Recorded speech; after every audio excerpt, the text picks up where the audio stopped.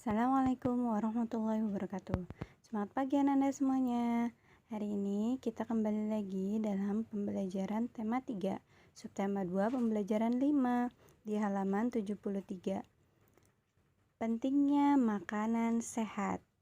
Usia anak 2 hingga 12 tahun merupakan usia pertumbuhan. Karenanya penting bagi anak-anak di usia ini untuk mengonsumsi makanan yang baik dan bergizi. Makanan yang disajikan hendaknya menyediakan protein, kalsium, zat besi, dan vitamin untuk perkembangan dan pertumbuhannya. Makanan antara lain bermanfaat sebagai sumber energi, pelindung tubuh terhadap penyakit, sumber pembangun pertumbuhan dan perbaikan tubuh. Makanan juga bersifat mengganti sel-sel tubuh yang rusak atau tua dan sebagai pelindung organ-organ penting. Akan tetapi, makanan yang sehat tidaklah cukup. Agar tubuh tetap sehat, kita perlu berolahraga secara cukup dan teratur. Berat badan dapat dikontrol melalui olahraga sehingga kita dapat terhindar dari obesitas. Olahraga juga dapat mencegah penyakit jantung, darah tinggi, serta meningkatkan memori. Dengan berolahraga, jantung dan paru-paru secara efisien sehingga energi yang dihasilkan menjadi semakin besar dan siap untuk kita pergunakan untuk berbagai aktivitas. Sebelum nonton, klik like, subscribe, dan bel notifikasinya ya. Terima kasih. Untuk hidup sehat, bukan hanya makanan sehat dan olahraga yang dibutuhkan, lingkungan yang sehat pun dibutuhkan. Bayangkan jika lingkungan tempat kita tinggal kotor dan menjadi sarang nyamuk, pastilah kita pun akan merugi. Kesehatan merupakan hal yang sangat berharga. Dan semuanya dapat diperoleh dengan cara yang cukup sederhana, yaitu menjaga kesehatan dan lingkungan. Pemerintah kemudian menggunakan media elektronik untuk menyadarkan masyarakat tentang pentingnya menjaga lingkungan, terutama dari bahaya demam berdarah. Berikut adalah sebuah naskah iklan tentang pencegahan demam berdarah. Mintalah beberapa temanmu untuk memperagakannya di depan kelas. Baik, ini iklan elektronik demam berdarah. Di sini ada dialog antara Pak RT dan Ibu Bapak. Pak RT, Bapak-bapak dan Ibu-ibu sekalian, perkenankan saya menyampaikan maksud pertemuan kita kali ini. Tepat pada hari Sabtu nanti, saya mengharapkan bantuan Bapak dan Ibu untuk secara serentak melakukan langkah 3M+ di lingkungan rumah kita masing-masing. Ibu, apa Pak 3M+ itu? Mengapa kita harus melakukannya? Para ibu kemudian berbisik-bisik dan suasananya menjadi agak riuh. Pak RT, akhir-akhir ini di lingkungan sekitar kita sedang banyak warga yang terkena demam berdarah. Bu, bulan lalu saya mencatat ada 3 orang yang terkena.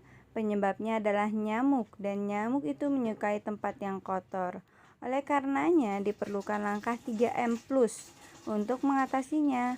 Langkah 3M tentunya adalah menguras, menutup, dan mengubur potensi sarang nyamuk.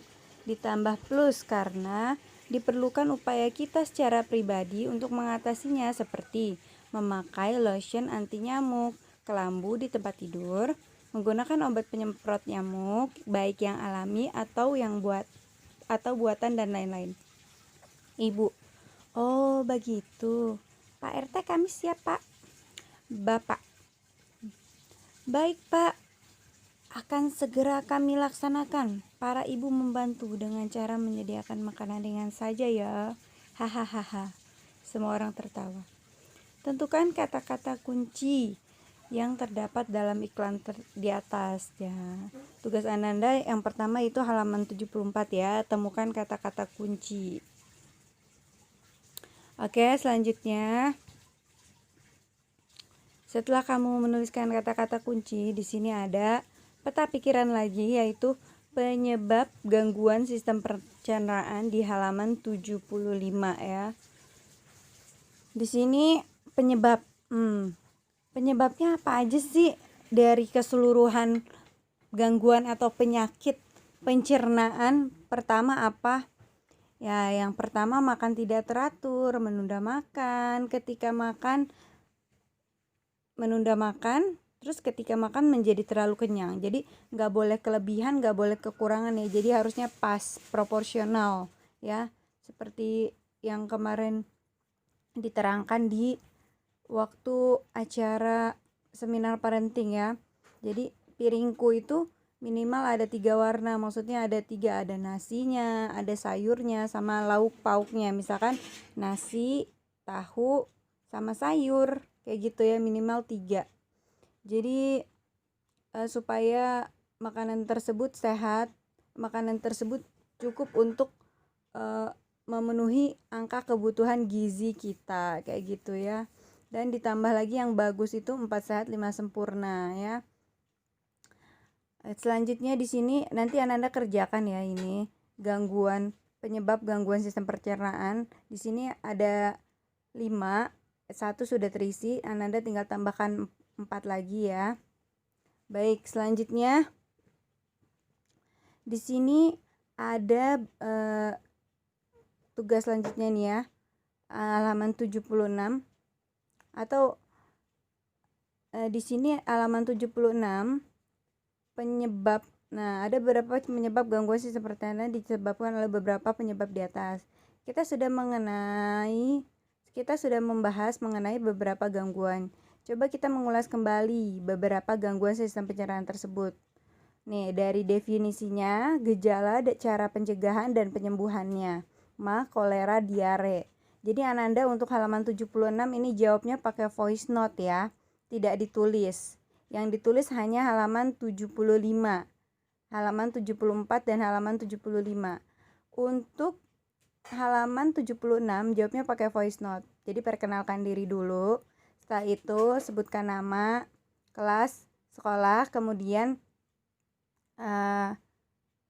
nama dan absen saja cukup. Nama dan absen, terus kamu ulas pertama definisi dari gejala cara pencegahan dan cara penyembuhannya. Ada 3 di sini, kolera, dan diare ya. Jadi pakai voice note ya untuk halaman 76. Baik, selanjutnya bagaimana dengan konstipasi? Pernah dengar nggak konstipasi? Itu loh, penyakit susah buang air besar kalau kata kita ya. Jadi konstipasi itu merupakan suatu keadaan yang menyebabkan usus besar menyerap air secara berlebih sehingga feses menjadi keras. Nah, jadi fesesnya keras, jadi susah buang air besarnya, kayak gitu. Baik, di sini ada tugas membuat poster iklan masyarakat mengenai konstipasi ya, atau kamu boleh juga ganti dengan penyakit gangguan pencernaan lainnya ya. Posternya nggak harus mengenai konstipasi, karena penyakit gangguan pencernaan itu banyak ya. Nah, jadi boleh. Nah, salah satunya konstipasi ya. Jadi kamu bikin posternya kamu boleh bikin dari bekas amplop, bekas kardus, misalkan kardus makanan atau kardus susu atau kardus lainnya, yang jelas memanfaatkan barang yang ada di rumah ya. Atau misalkan kertas-kertas bekas gitu ya. Boleh kamu jadikan media untuk membuat poster. Isinya itu apa? Isinya itu pertama, keterangan umum, artinya pengertiannya, kemudian penyebabnya, cara pencegahannya, dan cara penyembuhannya. Ditulis dengan rapi, dikasih gambar ya kan, dikasih warna kalau memang ada pensil warnanya di rumah. Kalau nggak ada nggak apa-apa, hitam putih juga boleh, tapi harus kelihatan dan jangan terlalu kecil tulisannya ya. Kalau bisa tulis aja pakai huruf kapital semua, huruf besar semua gitu ya. Terus kamu nanti kamu kirim foto sedang bikin poster sama foto memegang posternya ya. Jadi hari ini tuh tugasnya pertama nulis ya di halaman 74 sama 75. Kemudian 76 itu jawab voice note ya. Kemudian halaman 77 itu bikin poster ya. Jadi ya lumayan, posternya nggak usah terlalu, ya lumayan lah, nggak usah terlalu banyak tulisan, tapi pas gitu ya, komposisinya harus pas dan ada gambarnya. Misalkan kalau misalkan gambar tentang, boleh kamu gambar usus atau gambar orang lagi sakit perut gitu ya, atau tentang penyakitnya itu penyakit apa. Oke, selanjutnya di sini ada, selain sehat secara jasmani, penting bagi kita untuk sehat secara rohani. Kesehatan rohani dapat diperoleh melalui upaya mendekatkan diri kita kepada Tuhan, kepada Allah Subhanahu wa taala bagi yang muslim, kemudian berrekreasi sampai kepada mengekspresikan diri ke dalam seni. Nah, seni tari merupakan salah satu contoh mengekspresikan diri. Baik, di sini ada sebuah tarian, ini namanya tari Kancet Papatai yang berasal dari Kalimantan Timur ya. Ini tari Kancet Papatai adalah sebuah tarian perang dari Kalimantan Timur. Gerakannya cukup sederhana, didominasi oleh banyak gerakan melompat kecil sambil berputar dengan tangan, yang satu seakan memegang pedang dan yang satu lagi seakan memegang tameng. Berjalan ke depan, ke belakang dengan satu tangan menghunuskan pedang, kemudian kedua tangan bertemu. Ya, dilihat nih ya gambarnya ya. Tari Kancet Papatai. Kedua kaki dilebarkan dan kedua tangan membuka dan menutup. Kedua kaki berjingkat melompat kecil seraya kedua tangan secara bergantian berputar. Baiklah, itulah pembelajaran hari ini. Semangat belajar dari rumah ya Ananda semua. Jangan lupa selalu melakukan 3M ya. Ya, mencuci tangan, memakai masker, menjaga jarak ya. Kemudian sarapan dulu, makan sehat. Semangat belajar dari rumah. Wassalamualaikum warahmatullahi wabarakatuh. Gangguan pada organ pencernaan manusia. Gangguan pada organ manusia dapat terjadi karena penyakit atau kelainan. Terdapat beberapa penyakit yang berasal dari dalam tubuh maupun dari luar tubuh. Berikut beberapa penyakit pada organ pencernaan manusia. Pertama, sariawan. Sariawan adalah infeksi pada lapisan mulut yang disebabkan oleh jamur. Sariawan ditandai dengan luka berwarna putih dan terasa perih. Pengobatan sariawan dilakukan dengan mengolesi obat sariawan sesuai petunjuk dokter dan makan buah yang mengandung vitamin C. Kedua, sakit gigi. Sakit gigi ditandai dengan rasa nyeri yang muncul di dalam atau sekitar gigi dan rahang gigi. Sakit gigi terjadi ketika pulpa, lapisan terdalam gigi yang terdiri atas pembuluh darah dan saraf, mengalami peradangan. Penyebab radang tersebut dikarenakan pembusukan gigi, luka pada gusi, dan tambalan gigi yang rusak. Penderita akan merasa sakit, nyeri, pusing, atau bahkan demam. Pengobatan sakit gigi dapat dilakukan dengan minum obat sesuai resep dokter dan menggosok gigi secara teratur. Ketiga, MA. MA adalah penyakit dengan rasa nyeri yang berasal dari lambung. MA dapat disebabkan oleh beberapa hal, antara lain luka di lapisan lambung, infeksi bakteri, atau efek samping penggunaan obat-obatan. Pengobatan MA dilakukan dengan minum obat sesuai resep dokter dan makan secara teratur. Makan sebelum lapar, berhenti sebelum kenyang. Gangguan pada organ pencernaan manusia. Selain sariawan, sakit gigi, dan MA, terdapat juga beberapa penyakit lain yang yang dapat menyerang pencernaan manusia. Penyakit tersebut dapat disebabkan oleh bakteri, virus, atau kondisi lingkungan sekitar yang tidak sehat.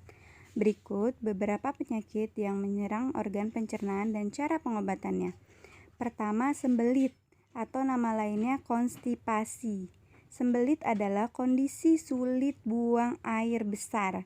Terdapat berbagai macam penyebab sembelit, antara lain kurang minum air putih, kurang mengkonsumsi makanan berserat, dan pola makan yang kurang baik. Pengobatan sembelit dilakukan dengan mengubah pola makan dan gaya hidup, yaitu dengan cara meningkatkan konsumsi makanan berserat yang ada pada buah dan sayuran, mengonsumsi lebih banyak air putih, dan berolahraga secara teratur. Yang kedua, selanjutnya diare. Diare adalah penyakit yang ditandai dengan buang air besar yang encer dan lebih sering dari biasanya. Diare dapat terjadi ketika kita mengonsumsi makanan atau minuman yang terkontaminasi bakteri, virus, atau parasit. Diare yang parah dapat menyebabkan penderita kehilangan banyak cairan tubuh. Pengobatan diare dilakukan dengan meminum banyak cairan selama diare berlangsung.